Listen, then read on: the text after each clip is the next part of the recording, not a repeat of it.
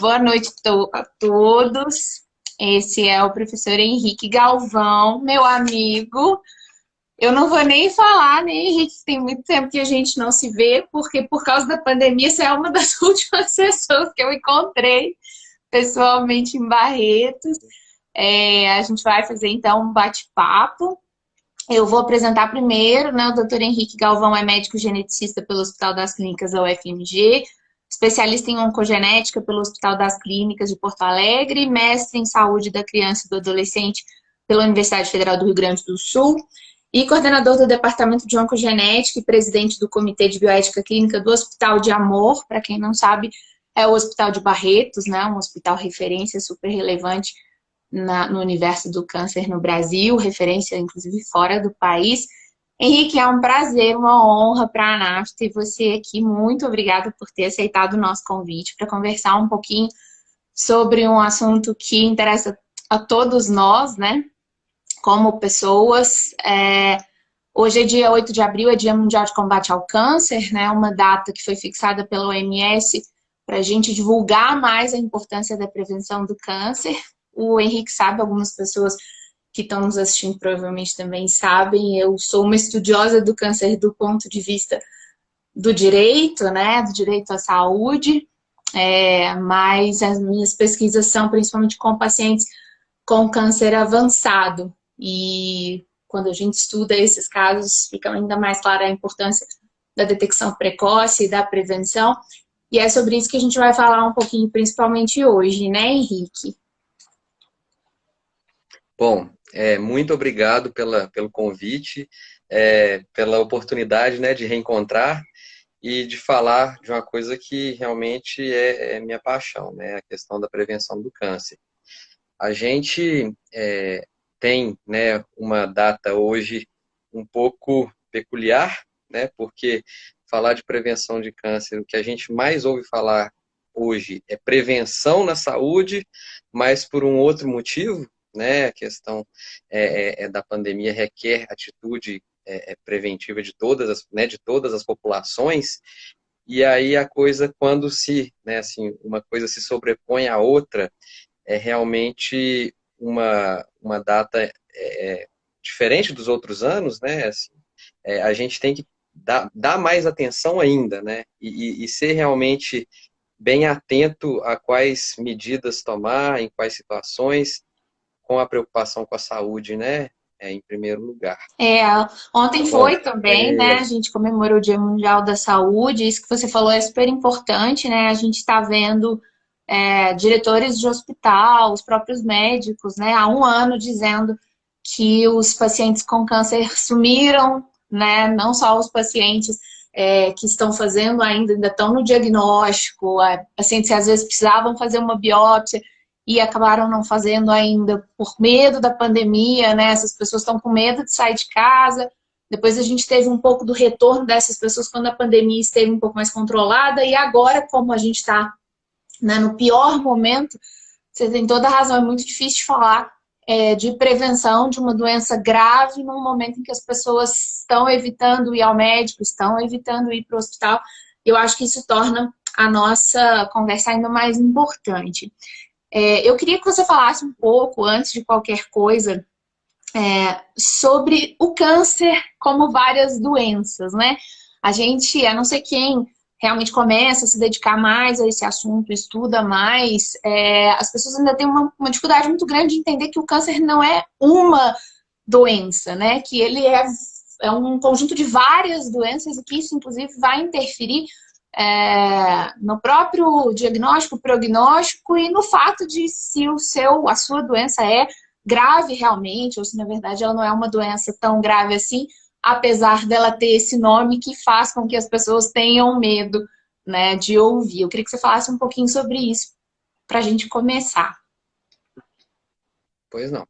Bom, o termo câncer, na verdade, né, que seria assim, um tecido novo, que eles chamam, né, uma neoplasia, em um indivíduo que invade outros tecidos, isso aí, a origem dele, né, no próprio corpo, ela é muito variada.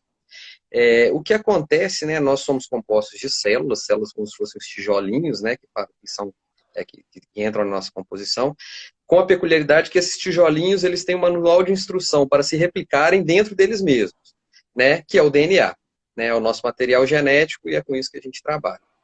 Se essas células, elas que têm um controle para crescer bem, né, bem ajustado, se elas perdem esse controle, os mais variados tipos de células do nosso corpo, e começam a proliferar descontroladamente, isso acaba que prejudica a função até dos tecidos vizinhos, dos órgãos vizinhos, ou até começa a crescer tanto que emite né, uma sementinha que cresce longe, que seria a que a gente chama de metástase, e afeta a função de outros órgãos do organismo e a pessoa acaba por ter certas deficiências orgânicas, né, e pode falecer por conta disso.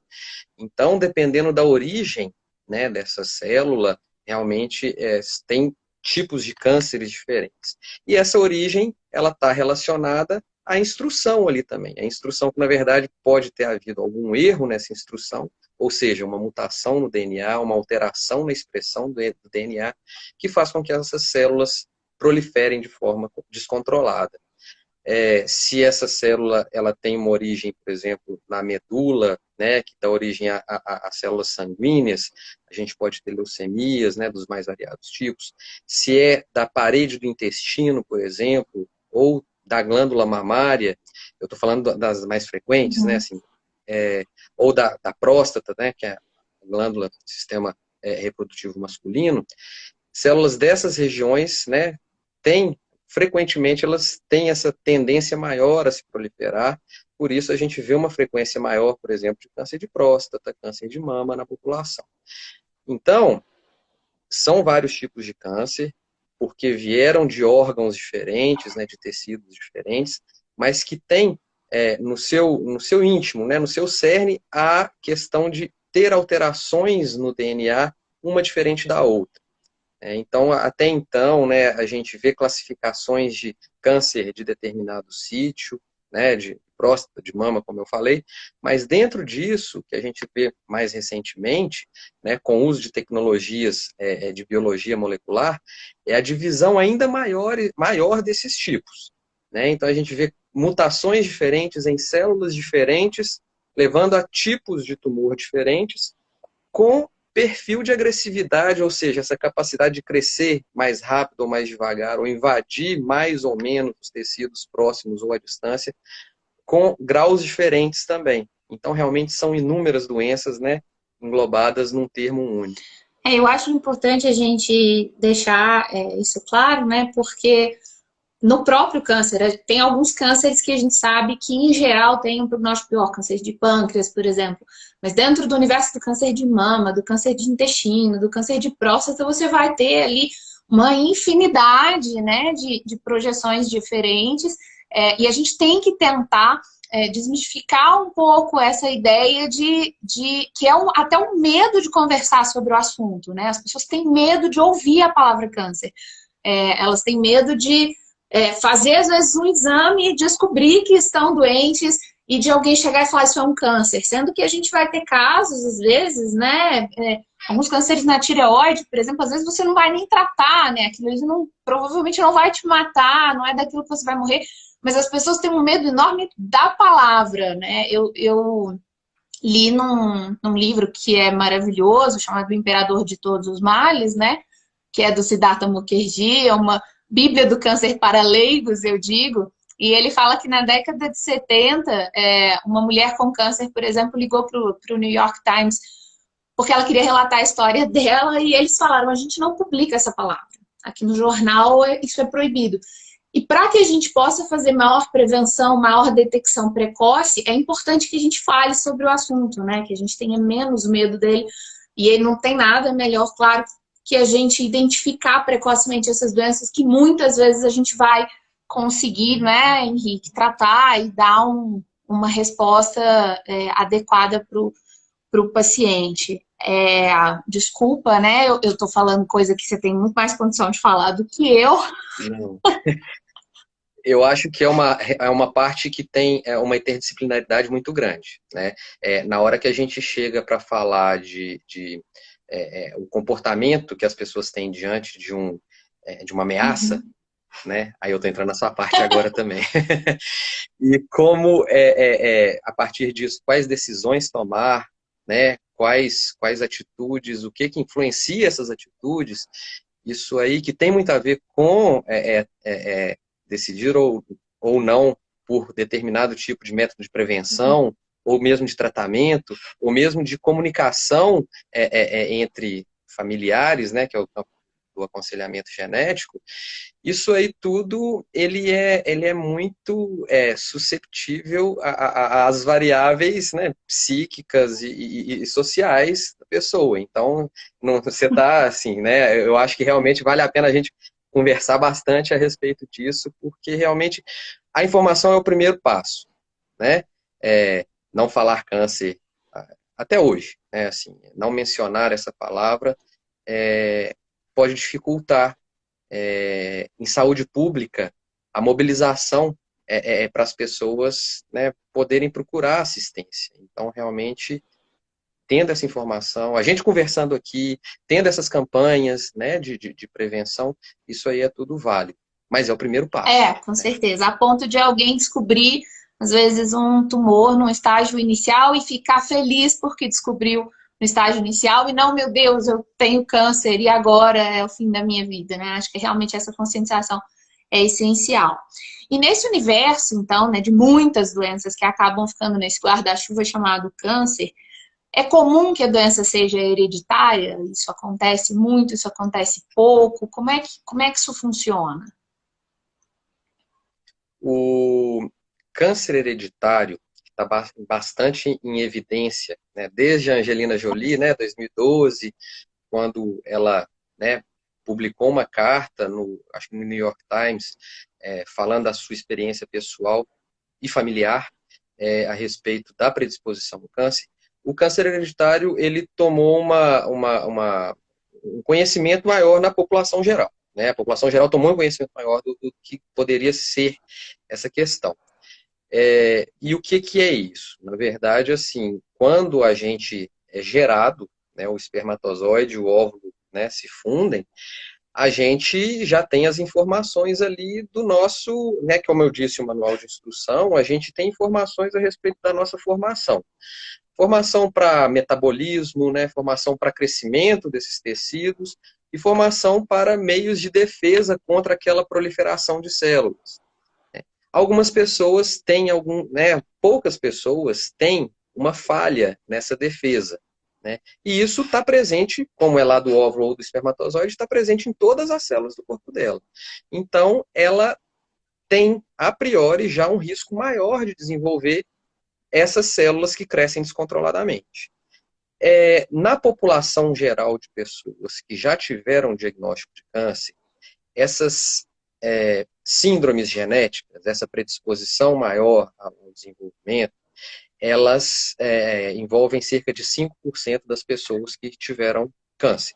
Né? A gente pega câncer de mama, cerca de 3 a 5% das mulheres tem essa questão do BRCA, lá da Angelina Uhum. Jolie, ou algum outro gene alterado que predispõe essa mulher a um risco muito maior de desenvolver câncer ao longo da vida. Câncer de intestino tem uma proporção mais ou menos essa parte também. Então, é por volta de 5%. Tem alguns tipos específicos de câncer que essa prevalência é maior. Né? Tem o tipo do câncer de mama triplo negativo, por Uhum. exemplo, né? As pessoas podem escutar esse termo assim, né? Falando que não tem receptores para hormônio, nem Uhum. um outro tipo de receptor, ele tem uma probabilidade maior de ser hereditário. O câncer, um tipo específico de câncer de tireoide, o tipo medular, por exemplo, ele tem uma chance alta de ser hereditário. Uhum. E qual que é essa diferença? Assim, essas pessoas nascem com uma propensão maior, mas a maior parte das pessoas que tem câncer não nasce com essa propensão maior. A pessoa que tem uma alteração no DNA, isso aumenta o risco dela de ter câncer. Mas para ter o câncer, como eu falei lá, várias alterações do DNA têm que se acumular Uhum. para que a célula realmente perca o controle. Uhum. É como se a gente colocasse, eles chamam isso de o stepway, uma escadinha de acúmulo de mutações que culminaria com o câncer. as pessoas que têm essa predisposição hereditária, elas estariam alguns degraus mais perto de desenvolver esse câncer, sabe? É mais ou menos esse a questão. E aí a gente pode dizer, então, que tirando alguns casos, por exemplo, né, câncer de pulmão, que em 90% aproximadamente dos casos a gente vai ter origem no tabagismo, ainda assim a gente vai ter ali 10 a 15 que a gente não vai conseguir identificar, a gente pode dizer que na maior parte dos pacientes, né, com câncer, a gente não vai conseguir identificar, então, essa origem, digamos, exata, né? Porque é que aquela, a gente não vai conseguir olhar, por exemplo, ah, mas é porque tinha muito caso na família. Não vai ser por isso que a gente vai conseguir concluir, né, na maior parte dos casos, que o câncer se desenvolveu. A gente poderia falar dessa forma. É interessante colocar dessa forma, porque assim, a gente tem aquela tendência, eu voltando no seu campo, a gente quer porque quer arrumar um culpado, Uhum. né? Tudo bem, tem a parcela de responsabilidade do tabagismo, né, a alimentação não balanceada, a ausência de exercício físico, a questão, né, o Uhum. HPV, por exemplo. Tem vários desses fatores evitáveis, né, vamos colocar assim, e acho que até mais do que 50% dos casos de câncer, eles estão envolvidos com essas questões ambientais, né? É, a questão de se atribuir, né, realmente a responsabilidade, ela é meio complexa, porque assim, mesmo a pessoa que tem essa mutação genética hereditária, que é os 5% dos casos que a gente conversa, tem pessoas que têm mutação e não têm câncer, Uhum. né? É uma minoria, mas tem pessoas que não têm câncer. Então, acho que o primeira, né, esse fator que é falar assim, olha, chegar para falar, não, então a causa minha é genética, a minha causa não é genética. Eu acho que assim, o aleatório está presente em ambas as situações. É só um fator mais forte que está presente no caso de algumas pessoas e por isso essas pessoas têm que ficar mais atentas. Mas realmente, assim, é uma tendência da própria natureza nossa mesmo, né? Querer deixar aquilo ali como uma coisa mais palpável, assim, olha, realmente isso aqui foi o responsável pelo meu câncer. Na verdade, assim, tem um fator e a gente tem algumas ferramentas para poder lutar com uma força maior, porque esse fator é forte, né? Uhum. A gente tem algumas ferramentas que a gente institui mais de forma até mais agressiva para essas pessoas que têm essa predisposição aumentada, então. E daí sai a importância, eu queria que você falasse um pouquinho pra gente da oncogenética, né? A oncogenética, ela é uma subespecialidade que avalia e acompanha pessoas com suspeita ou já o diagnóstico de síndrome de predisposição hereditária ao câncer. Eu já falei do BRCA, né, da Angelina Jolie, na verdade é BRCA1 e BRCA2, são dois genes, ou um ou outro pode estar mutado, né, nessa situação, mas tem várias outras síndromes de predisposição que vão levar a um risco aumentado de câncer em determinadas partes do corpo. A oncogenética, então, ela começa, né, assim, com a ajuda de outros especialistas, né? Na verdade, se a pessoa passou no seu mastologista, né, passou no seu clínico geral, até cardiologista que seja, que colhe a informação geral da pessoa, ou né, o médico da saúde da família, eles, né, colhendo uma história familiar que tem muitos casos de câncer, ou uma pessoa que teve câncer numa idade muito jovem, assim, muito abaixo do que a gente considera a média de idade para determinado tipo de câncer. Ou ainda se a gente tem, como eu tinha falado, o medular de tireoide, alguns tipos de câncer bem específicos, né, muito raros, acumula, se agregando em determinada família, esses casos, então, são encaminhados, né, para o especialista em oncogenética. O profissional, né, assim, o médico que fez essa capacitação em oncogenética, né, seja ele médico geneticista, seja ele oncologista clínico, assim, os bem formados que tem aquela, né, assim, uma subespecialidade de um ano, né, então, assim, é uma coisa que é bem amplo o espectro de tipos de câncer que podem ter esse risco maior, mas a oncogenética, ela, a partir da identificação desses casos, né, ela propõe determinados testes, ou mesmo se não tem um teste genético específico, eu acho que o pessoal fala muito em mapeamento É. genético, né? Mesmo assim, quando não tem o caso de fazer testes, às vezes tem diagnósticos clínicos que podem ser acompanhados, mas não só isso, né? Esse é um lado. O outro lado é manter o acompanhamento desses pacientes. Manter o acompanhamento com rastreamento, né? Com exames periódicos, com suporte psicológico, também faz parte da formação, né, do oncogeneticista, também dá essa assistência à família, Uhum. né? É até interessante porque o código de cobrança de aconselhamento genético né, nos planos de saúde, eles falam que envolve a assistência ao núcleo familiar, né? É bem diferente de qualquer outro código. É realmente uma coisa que vai além da relação Médico-paciente. médico-paciente único, né? É maior, é mais amplo. E a oncogenética também ela tem essa visão de tentar, que a gente fala de teste em cascata, Uhum. tentar prevenir o máximo de pessoas pelo maior tempo possível, né? Uhum. Então é uma área bastante envolvente, eu diria. Muito, ela demanda muito, mas ela também é Uhum. gratificante, né? Porque a gente realmente tem situações que pode fazer muito pelas famílias. Uhum. E você não vai se lembrar disso, provavelmente. Eu quero saber o que te levou especialmente para a oncogenética, né? O que te desviou, não sei, na sua formação, em que você estava, em que você falou, é isso que eu quero, que é uma formação muito específica, né? Você não vai se lembrar disso, provavelmente, mas a primeira pessoa que conversou comigo sobre câncer e sobre o que levava a câncer foi você lá em 2004. Eu lembro direitinho. Você falou, porque agora eu tô começando a estudar, e o envelhecimento, provavelmente, né? Assim, as pessoas. Não tem jeito, a gente vai ter uma parcela da população que, se chegar até uma determinada idade, vai desenvolver câncer, enfim. Isso é. E aí, quando eu, né, depois, anos depois, assim, eu falei, ele tá mexendo com oncogenética, você vê que já tava lá atrás aquela, né, aquela coisinha. E aí eu queria que você falasse um pouquinho, o que te Enfim. levou para isso? Olha, realmente assim, né? Essa coisa de aluno de medicina, né? 2004, por aí, meio Você estava na deslumbrado. faculdade na época.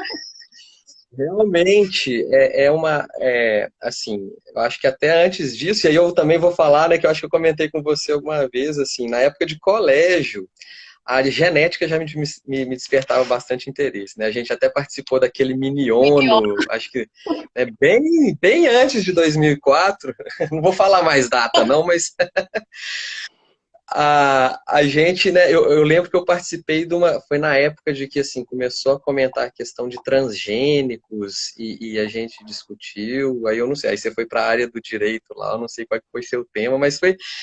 E, assim, sempre a questão assim, que levantava, pelo menos naquela época, levantando de transgênicos, e foi a época de clonagem, de ovelha Dolly, aquilo ali, assim, saber realmente tentar buscar a explicação pelo, né, assim, pelo meio mais central, eu acho que me despertou interesse.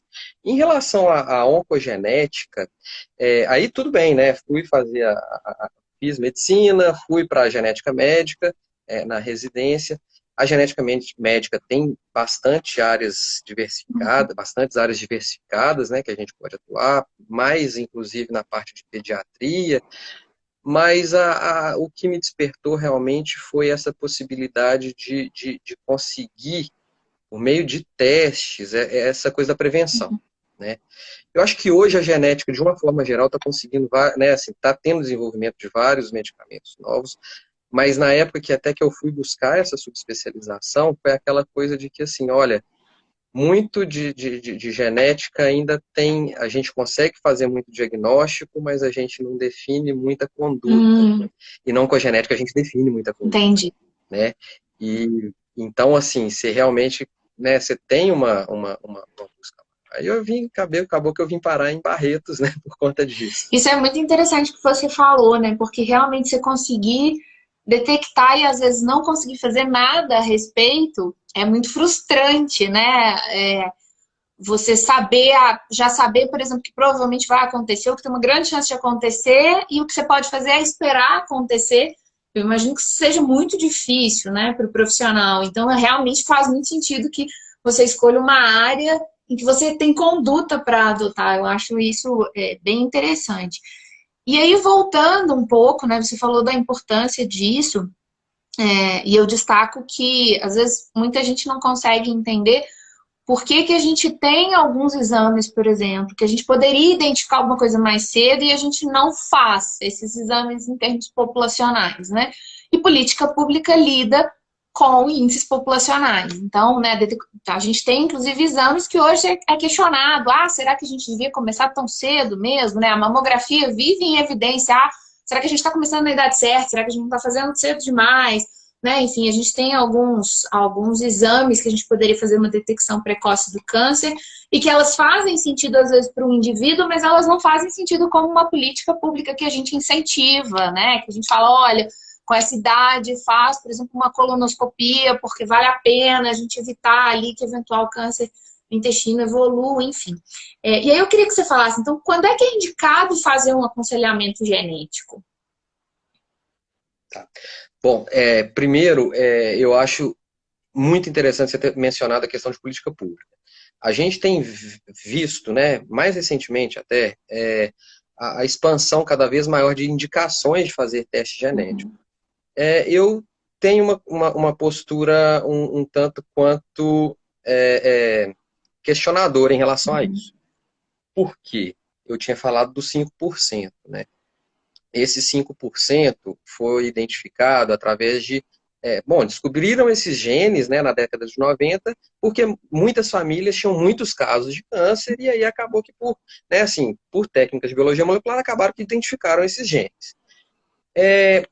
Se você aplicar esse teste genético indiscriminadamente na população, vai haver falsos positivos, né? E aí entra na parte de epidemiologia. Se uma doença é rara, a chance de ter falsos positivos, como é a questão, né, da predisposição hereditária, a chance de haver falsos positivos, por mais que o teste tenha uma acurácia boa, não é 100%. Uhum. Vai ter um ou outro. Se a doença é rara, essa possibilidade de ser falso positivo, ela até ultrapassa do verdadeiro positivo. Uhum. Então, Nossa. eu posso causar muito mais dano do que... Olha só, eu estou buscando prevenir, e aí eu posso, né, a pessoa pode cair numa mastectomia preventiva Uhum. sem realmente ter um risco alto. Essa questão de fazer o teste em pessoas que não têm uma história de familiar significativa, o risco dela de ter câncer não é tão alto quanto de uma pessoa que tem a história familiar, independente do teste genético. Assim, a gente tem nuances que, às vezes, no dia a dia, a gente vê, nossa, tem que fazer esse teste que eu quero me prevenir. Não é bem assim. Uhum. E isso tem que ser colocado, sabe? Eu acho que, assim, obrigado até por oferecer esse espaço e tudo, Imagina. porque não é o que a gente vê no... não é o que a gente vê no dia a dia. Às vezes a gente vê meio que um deslumbramento que precisa ser discutido. Bom, joguei um banho de água fria, mas agora vamos Não, falar. eu acho Olha, que para quem... a gente tem que trabalhar com isso, até porque, né, hoje a gente vê, às vezes, os pais, principalmente, né, que querem fazer o melhor pelos seus filhos, e a gente está vendo, às vezes, iniciativas que vão possivelmente até criar um estigma a vida inteira, que não vai fazer sentido, né, que não vai fazer diferença, que não vai ajudar ninguém. E vai simplesmente gerar esse impacto, que é um dano psicológico, como você mesmo disse, tanto que tem que ter esse acompanhamento também, né? A gente ainda tem muito medo. Então, você ter já, às vezes, um indicativo que a chance dele ser falso é enorme, ou a chance de você não poder fazer nada a respeito dele é enorme. Eu acho que é muito importante a gente falar isso, a gente ter a tranquilidade de dizer, não, mas isso não é para qualquer um, eu não preciso sair aí pensando, ah, mas será que eu preciso, então, de aconselhamento genético, né? Será que eu tenho que procurar alguém para fazer isso? Eu acho essencial dizer isso. Sim. E aí, exatamente. E aí a gente chega no aconselhamento genético. O aconselhamento genético, né, a definição, acho que da década de 70 da OMS, coloca que, assim, dentre várias atribuições, poder oferecer uma informação mais adequada possível àquela pessoa, dependendo do nível de instrução dela, do nível sociocultural dela, para que ela, conjuntamente, né, com a pessoa que está oferecendo a assistência, possam decidir de uma maneira o mais clara possível também. Isso é até aí você que vai entender do termo, né? Eu já vi a correlação é uma relação fiduciária, Uhum. né? É aquela questão que, assim, não é o médico que vai definir, não é o paciente, mas nem tão pouco lavar as mãos para o paciente Uhum. decidir sozinho. E isso, o aconselhamento genético, ele coloca foco nessa relação, Uhum. né? E isso é muito importante. Então, assim, né, colocando a questão de não ser oferecido o teste indiscriminadamente para a população, agora, inclusive, assim, tem alguns testes de farmácia, né? E isso é proscrito pela até Sociedade Americana de Genética Uhum. Médica. Porque, e as repercussões? Então, assim, voltando à importância do aconselhamento genético, não é só falar é positivo, é Uhum. negativo como predisposição ao câncer. É ver realmente quais as condutas tomar e qual o risco naquela situação Uhum. específica e qual comportamento se desdobra desse risco, né? E por último, risco é uma coisa muito difícil de você pensar, né? Para a pessoa, o pregresso, ou é tudo ou é nada. Uhum. Assim. Depois que você teve o câncer, não é 100%, não é assim. Uhum. E a gente pega o risco a partir da população para atribuir a uma pessoa. É realmente um exercício muito, muito complexo. Tem um livro daquele Mlodinow, eu não sei o nome dele, que é O Andar do Ah, Bêbado, não vi. que fala de estatística. Aham. É muito Ah, interessante, sim, porque ele chega eu não nessa li, mas questão de já ouvi falar de falar. risco. Aham. Assim, realmente uma coisa para a gente pensar. E aí, para concluir, quando a gente vê, por exemplo, esse teste do BRCA, a gente vê lá que o risco é de 80%. O risco é de 80% em mulheres que têm uma história familiar significativa se eu pego a mulher com 20 anos de idade. Uhum. Se eu testo numa mulher com 45 anos de idade e ela ainda não teve câncer, o risco residual, ele não é os 80%. Então, às vezes, uma mulher com 45 anos de idade pega o laudo e lê, ela, opa, 80%. Ah, eu tô, Vou né, ter. né, assim, me escolheram, o raio caiu na minha cabeça. Não, por isso, então, né, a importância de realmente discutir. A gente fala tanto em medicina Uhum. personalizada, mas a personalização é a, é a relação E a médico-paciente relação também. de É isso que eu confiança, né? queria Como dizer. você falou, que é muito importante. Sim, E você falou essa questão de risco, eu acho isso muito interessante, até porque, como você sabe, né? Você fez o meu aconselhamento informal. A gente pensa muito, né? Se o risco for muito alto, eu preciso saber desse risco. E a gente pensa pouco no que vai fazer com essa informação. Né? Então, a vida inteira eu tive catarata congênita, eu ouvi que eu não enxergava com o olho direito, porque eu não operei logo que eu nasci. Se eu tivesse feito teste do olhinho, se eu tivesse descoberto, eu teria operado e enxergaria. Agora, grávida, eu penso, mas será que eu teria coragem de submeter a minha bebê com um dia de vida a uma cirurgia da esporte, a uma anestesia geral? O risco, ele sempre existe, né? Então, o risco está sempre lá. Quase nada na medicina é isento totalmente de risco. É muitas vezes escolher o risco maior ou menor. E eu acho que com certeza isso é importantíssimo, o que você falou sobre confiança, né?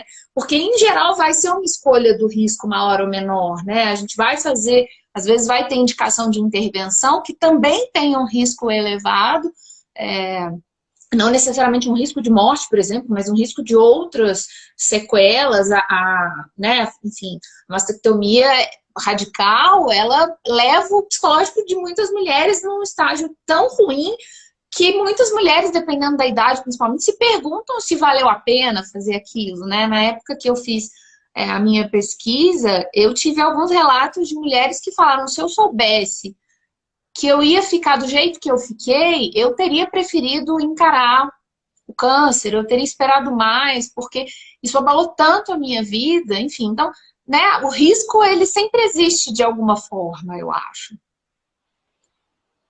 E além disso, a questão, a percepção dele, ela depende muito de como é feita a Uhum, comunicação, né? E num mundo de verdades temporárias, né? Do jeito que a gente... Vamos falar fake não, porque o fake, ele...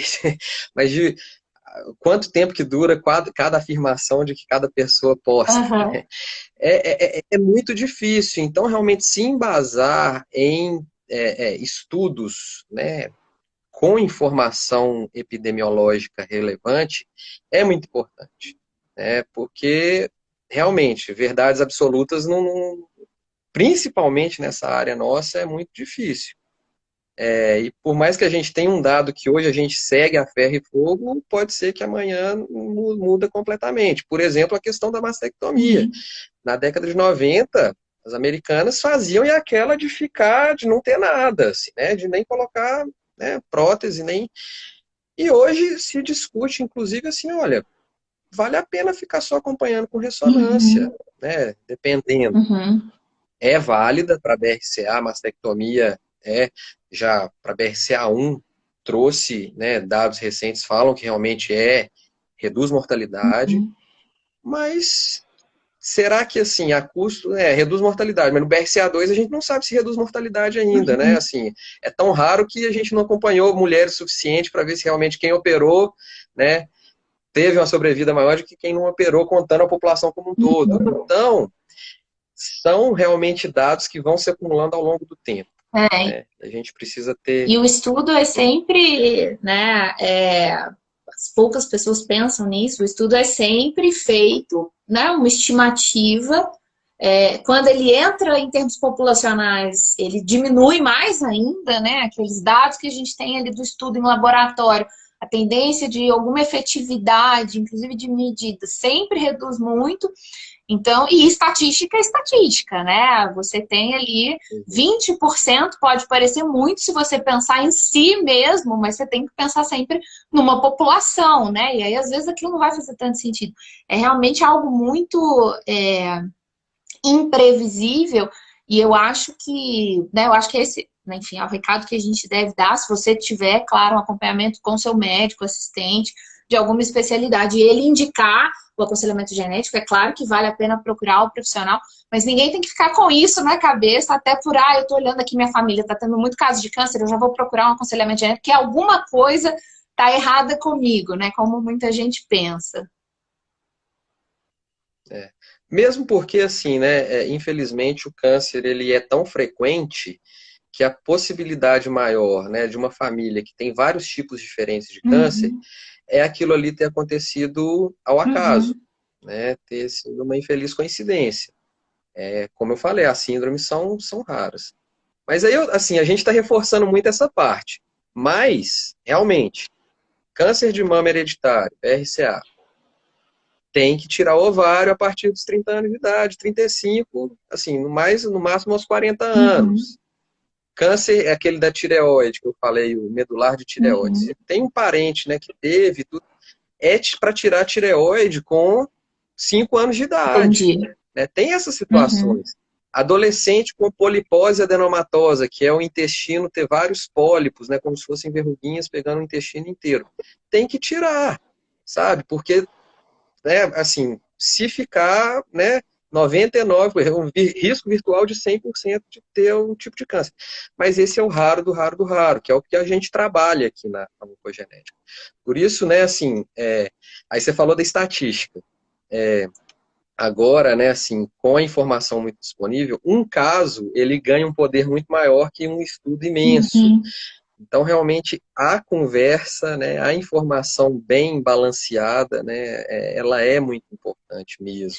Mas quando o médico da pessoa fala, por exemplo, né, algumas pessoas dizem, eu faço colonoscopia todo ano, porque eu tenho câncer de intestino, né, de câncer de intestino na família. Quando a gente tem a indicação do médico de falar, olha, é bom você fazer a colonoscopia todo ano, acompanhar, a gente deve fazer, né, deve seguir as Sim, orientações. A gente... isso. Tem que ficar claro essa parte. Tem a mutação, tem as famílias que tem que ficar acompanhando de forma bastante rigorosa, sim. E por acompanhar de forma rigorosa, isso é capaz de reduzir o risco dessas pessoas, né? Então, assim, é o que a gente falou, o dia de combate ao câncer, realmente, enquanto a gente está na pandemia, a gente tem que priorizar as pessoas que teriam mais risco, não agora, porque está, né, assim, na fase mais crítica, Uhum, mas quando as coisas começarem né, a situação começar a amenizar, a prioridade dos serviços de saúde é convocar, como a gente faz aqui, uhum, é convocar aqueles que estariam em maior risco. uhum, E as pessoas em maior risco são essas pessoas dos transtornos hereditários. uhum. Seria isso. E eu queria, né, você mencionou como vocês fazem, aí eu queria que você falasse um pouquinho do Hospital de Amor, né? A gente escuta muito falar, é um hospital, né, de Barretos está sempre em muita evidência, a gente sabe que muitos artistas contribuem, tem alas, então acaba estando muito na mídia e de todo modo é um hospital, né, de referência. Eu queria que você falasse um pouco do trabalho aí, do trabalho do seu departamento, né? Como é que funciona em relação aos pacientes. Bom, realmente me despertou muito interesse, assim que eu tinha, assim, um ano depois de eu ter terminado minha formação em oncogenética, apareceu essa vaga aqui. Eu tinha vindo aqui num congresso pouco tempo antes, e vi que realmente o trabalho de muitos profissionais aqui, a dedicação de muitos profissionais, com uma estrutura muito bem organizada, ela permite uma assistência bem completa no sentido de pegar desde a prevenção até o tratamento mais, né, mais complexo para um tipo de câncer avançado. Essa estrutura, né, ela começou a ser formada até com o pai do atual diretor, gestor do hospital, e essa estrutura foi crescendo e ganhando corpo muito com doação, Uhum, né? Doação não só de artistas, que muitos artistas, até a questão da festa do peão aqui de Barretos, né, contribuiu, mas muitos artistas sertanejos, mas também muito do pessoal de agronegócio, uhum, sabe? Tem muito auxílio mesmo, e o pessoal vê que realmente tem uma efetividade, o que eles doam, na verdade, volta muito, de uma forma muito uhum, visível, né? Exemplo do meu setor, do setor onde eu trabalho. Esses testes genéticos, eles têm um custo alto. uhum, São insumos importados, máquinas de sequenciamento também, tudo, né, vem de fora. Apesar de ter tido um barateamento dessa estrutura nos últimos 10 anos, mesmo assim, até pelo volume que a gente faz aqui, isso requer, né, um gasto grande. uhum. E isso, na verdade, o SUS não existe ainda um código de procedimentos, nada que contemple testes genéticos relacionados a câncer, ou segmento desses pacientes, né, rastreamento, porque o rastreamento também é com colonoscopia, é com ressonância, né, ressonância de corpo inteiro. Tem uma síndrome, que é a síndrome de Li-Fraumeni, que a gente chama, que é comum na região sul e sudeste do Brasil, e ela, assim, ela requer acompanhamento com exames bem complexos, né? A ressonância não só de mama, mas do corpo total, e além do corpo total, que é uma ressonância meio que, digamos, de screening, ela é uma ressonância também de sistema nervoso central mais detalhada, isso uma vez por ano. E o hospital oferece, sabe? Claro que é às custas de pedir muito essa questão de doação, tem a contribuição do SUS para o hospital como um todo também, mas nessa parte de genética não tem a codificação. E isso traz, né, assim, quando a gente pega realmente e fala, nossa, ó, rastreamos e identificamos um câncer num estágio precoce e a paciente está curada agora. Ou a criança, né, foi identificado e aí a partir dela a família toda está vindo agora e acompanha a gente. É, realmente, a gente vê o efeito do trabalho, né? Eles falam muito, o custo de efetividade na oncogenética, ele depende de convocar familiares. Uhum, Aí até agora eu falei de SUS, né? No campo de convênios, né, no mercado privado de uma forma geral, é difícil uma família inteira, todo mundo ter o mesmo convênio. uhum, E aí aquela coisa meio que se dissipa. Aqui a gente consegue realmente chamar pessoas, assim, tem famílias que têm 30 componentes que a gente faz algum tipo de sequência, de segmento, né?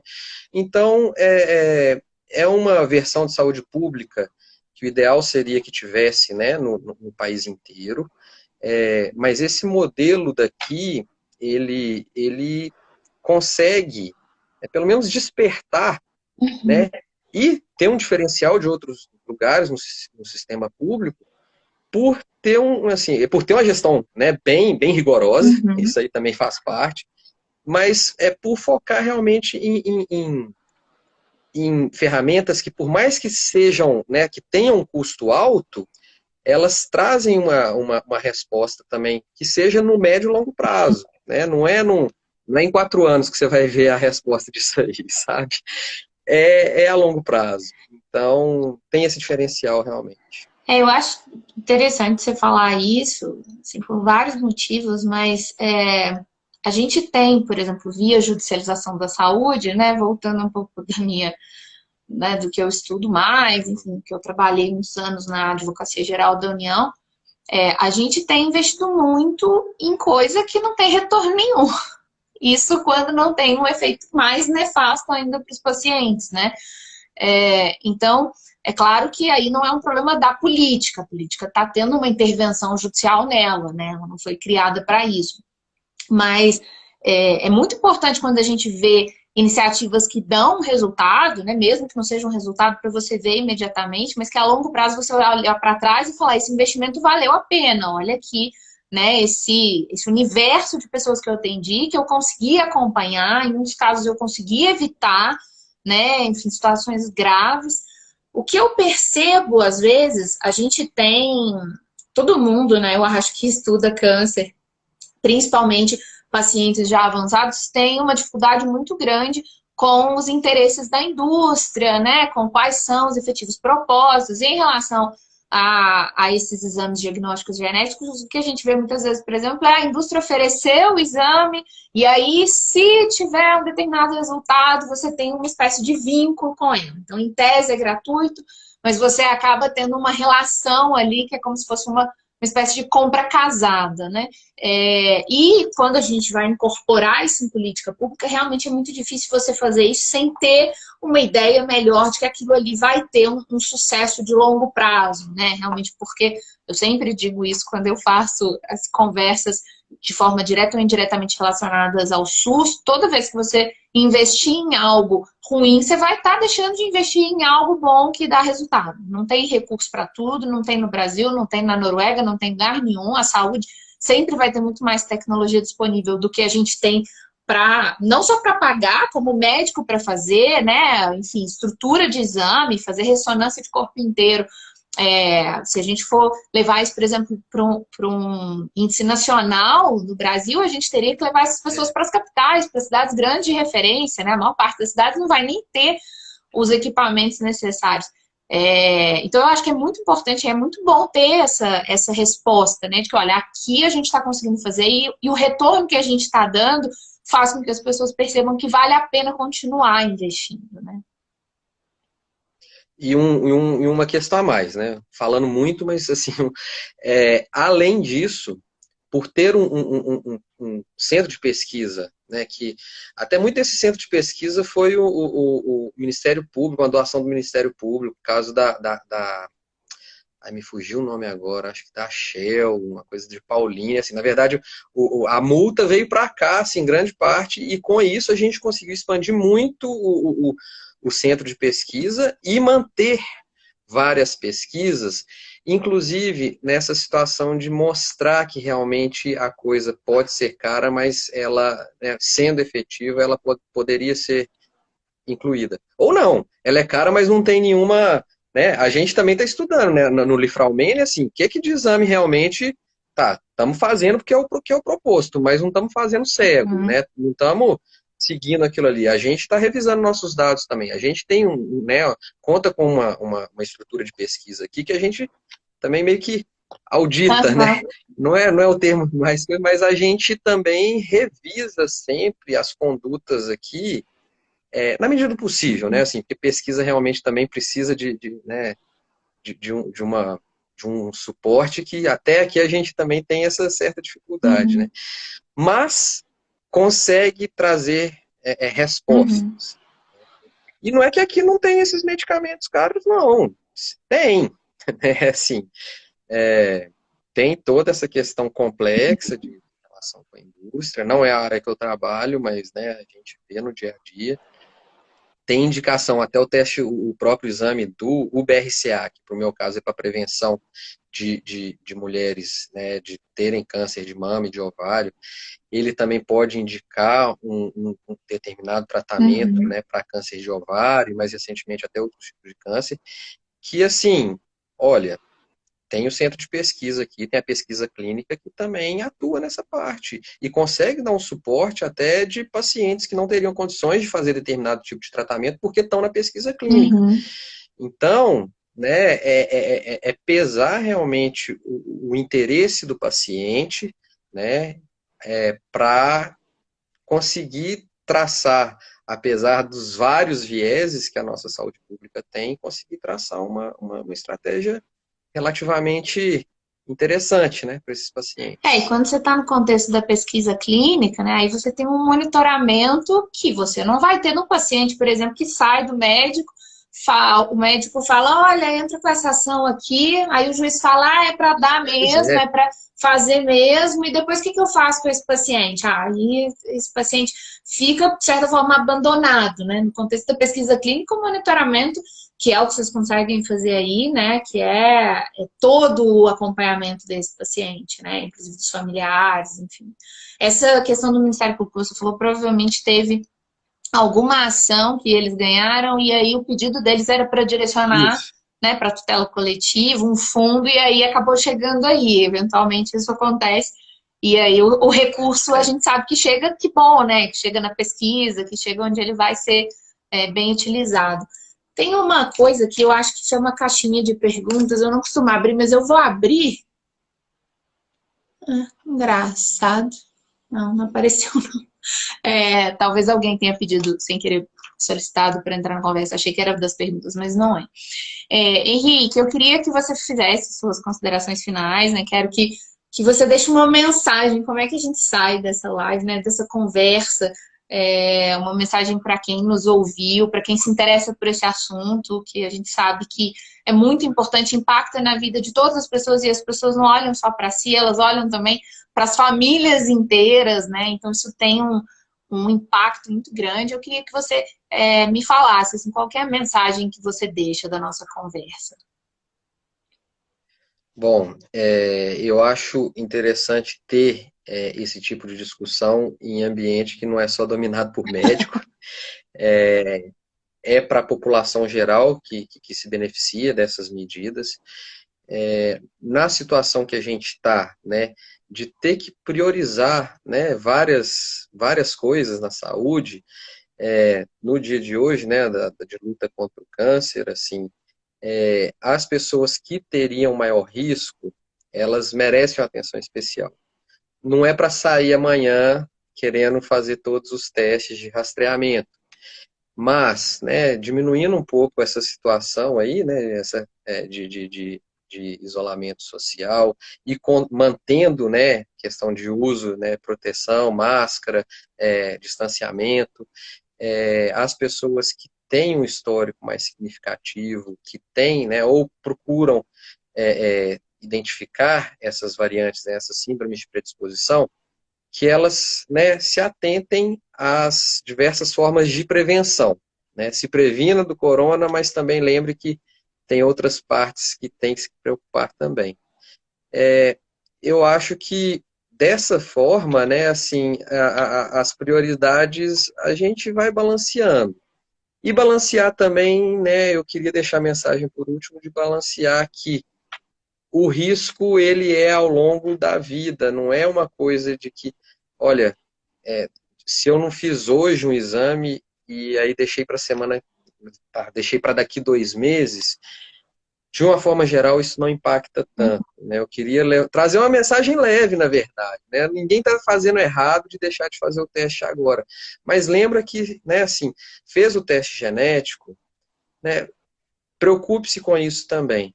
por último, né, tem essa possibilidade também de agora a medicina está se reinventando com com a telemedicina, com a questão à distância. Então, se realmente nessas pessoas que ouviram têm alguma dúvida maior, muitos dos profissionais de genética, né, estão oferecendo por telemedicina, e aí com, né, até o respaldo jurídico para poder exercer a medicina, a Sim. telemedicina nesse momento, né, eu acho que, né, assim, cuidar da saúde, ainda mais agora, é o primordial.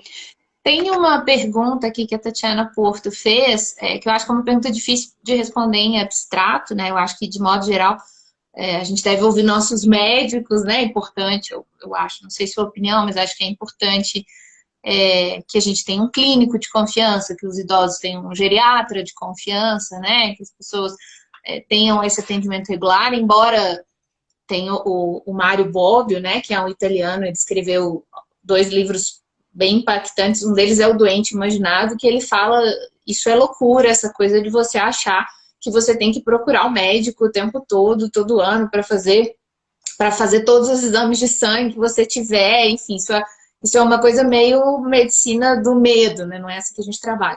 Mas acho que é interessante você responder. Ela pergunta quais exames, por exemplo, que a gente deveria fazer todo ano para evitar, por exemplo, descobrir um câncer avançado, enfim, né? Descobrir uma detecção tardia. Tem uma lista, por exemplo, que a gente deveria seguir. Não, todo ano eu faço esse aqui, porque a gente sabe na ginecologia, por exemplo, né? A gente sabe que né, as mulheres têm que ir ao ginecologista todo ano, vai fazer lá o Papa Nicolau, é um preventivo super efetivo, mas pode ser que tenha alguma coisa que a gente não sabe, por exemplo, né? Tá. Bom, não tem essa lista, né? Assim, a gente não. Claro, a mulher tem que fazer o preventivo todo ano, até os. Tem guideline que fala até os 70 anos, até os 60, até os 75, isso é meio variável. Mamografia, eles falam que tem guideline que fala que é de 2 em 2 anos, tem guideline que é de ano em ano, a partir dos 40 anos. Isso é muito diferente para aquelas que têm as mutações, né? Então, realmente, aquele, né, o santo graal da prevenção de ter um teste, estamos atrás, né? A pesquisa aqui também tem a questão dos, né? A gente não chegou nesse ponto, mas eu acho que vale a pena mencionar das biópsias líquidas, da detecção até assim, em vez de, né, são poucos os tipos de câncer que realmente têm bem definido métodos de rastreamento em pessoas assintomáticas, né? Então, respondendo a pergunta, realmente não tem uma listinha, né? Nem o PSA, né? É questionável, sabe? Então, realmente não tem. Esse controle a gente está longe de conseguir. Estamos tendo pesquisa, né? Vamos, né, com maior ou menor grau e maior ou menor ímpeto né, do mercado, vão ter exames disponíveis, mas realmente, assim, se cuida e, né, assim, tá tudo bem, o preventivo, Papa Nicolau, mamografia, né, colonoscopia depois dos 50 anos, a cada 5 anos, né, ou então pode fazer o exame de sangue oculto nas fezes, mas isso é para pessoa acima de 50 anos. É muito, né, assim, mais uma vez, a medicina é personalizada, mas não é por causa da tecnologia de última geração, não. É porque realmente a gente tem cada vez mais dados direcionados para subgrupos populacionais específicos. Então, Aqueles exames de né, sangue, fica em cima do muro, mas a listinha não existe. eu sei que uma vez o meu marido inventou de fazer uma bateria de exame, né, que supostamente tinha aqueles indicativos.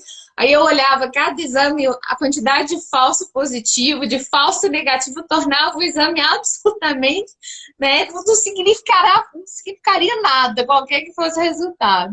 Então, acho que é isso, né, a gente tem que se cuidar. Se tiver sintoma, né, principalmente para homens, que às vezes começam a sentir dor, e fala, eu vou esperar, aí acaba esperando demais e pode ter alguma coisa, mas na maioria das vezes também não vai ser nada, né? Mesmo esse indicativo, mesmo quando a gente estiver, às vezes, com sintoma, para quem trabalha, eu não sei se algum dos meus colegas que trabalha com demandas de saúde está aqui assistindo a gente, Mas quando a gente começa a receber processo de saúde, quando a gente está trabalhando na GU, você tem certeza que você tem alguma coisa, porque você começa a se encaixar ali, né? Ah, eu comecei a sentir uma dor tal, aí eu fiz o exame, deu tal. E se for assim, a gente não vive. Todo dia a gente vai olhar para alguma parte do nosso corpo e falar, ah, eu acho que eu tô com isso aqui. E o câncer, como ele tem esse estigma, né? As pessoas têm muito medo, embora para muitos casos, eu falo isso, né? Os idosos, por exemplo, é muito mais perigoso, na maioria das vezes, dependendo da idade, enfim, uma queda, né? O índice de mortalidade é altíssimo, mas fala para um idoso se ele prefere, pergunta se ele prefere cair ou descobrir um câncer. Ele vai dizer que ele prefere cair, né? O medo é muito grande. Mas eu acho que você deu a melhor mensagem que pode dar, que é se cuidar, fazer aqueles acompanhamentos que a gente sabe que são importantes, né? A mulher tem que mesmo ir ao ginecologista todo ano, não é uma coisa realmente muito efetiva.